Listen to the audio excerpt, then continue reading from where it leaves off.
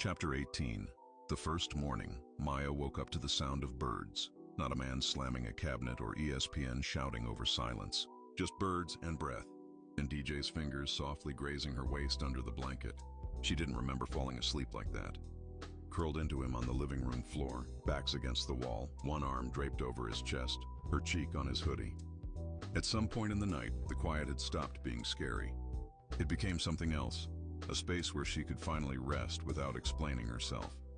DJ was still half asleep when he whispered, "Morning." His voice, it had a scratch to it, that soft rasp that only came when he was really at ease. She lifted her head. "Did I drool on you?" He smiled. "Only a little." They laughed quietly, as if something sacred was happening and they didn't want to disturb it. He tucked a curl behind her ear, let his fingers linger. There was a question in his eyes. She answered it without words. Maya leaned in first, and this time it wasn't hungry or urgent.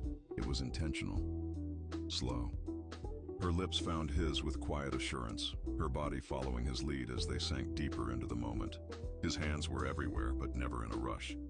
He touched her like he was learning her body's language, translating the months of tension into warmth, reverence. She let herself open, not out of need but choice. He kissed down her neck, her collarbone, his breath catching every time she sighed. They didn't move to the bedroom. They stayed on the floor, wrapped in that same blanket, sunlight spilling across their tangled limbs. It wasn't about the setting, it was about the safety. No walls left up, no secrets tucked behind their ribs. No pretending they didn't want this. When it was over, she laid on top of him, her cheek pressed against his chest. His fingers traced lazy shapes on her spine. Her heartbeat slow, steady, for once not guarded. "You okay?" he asked softly. She nodded. "I feel new." DJ smiled. "Good new or scary new?" "Both," she admitted. "But mostly good." A silence passed, not heavy, whole. Then she looked up at him and said the most honest thing she'd said in years. "I don't know where we're going, but I want to be in it with you." DJ kissed her forehead. "Then that's where we'll start."